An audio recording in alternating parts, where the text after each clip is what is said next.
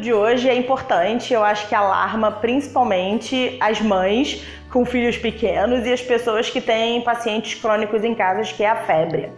O que é febre? A febre é um alarme do seu corpo de que alguma coisa está errada.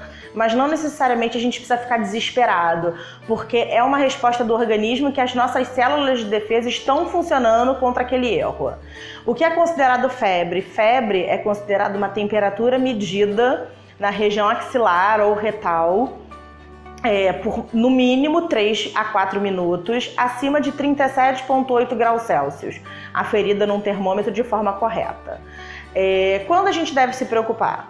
A gente deve se preocupar se a gente tem, por exemplo, mães que têm crianças, histórias de convulsão febril, que cursa, em que independe, na verdade, da temperatura ser muito alta. O que ocasiona, por exemplo, a convulsão febril é o aumento muito brusco da temperatura.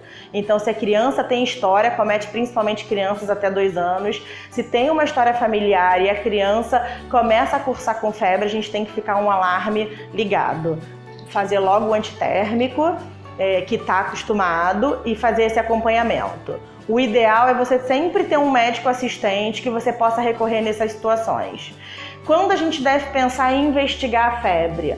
Quando ela está acima de 72 horas de febre. O que seria isso? A pessoa começa a fazer febre, a gente faz uma curva térmica. A gente vai medindo as temperaturas e tratando. E quando passa de 3 dias seguidos de temperaturas mantidas altas, a gente pensa numa investigação. Por que a gente fala isso? Muitas pessoas associam febre com infecção bacteriana e com a necessidade de antibióticos.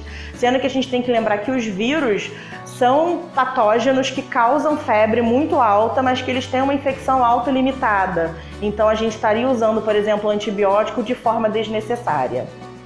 Então o que é importante saber? Febre é sempre temperatura acima de 37,8, medida de forma correta com o termômetro, fazer o antitérmico e manter uma curva térmica. Quando você procurar o seu médico assistente, você já ter todas essas informações de há quanto tempo está com febre e quais as temperaturas que estão fazendo.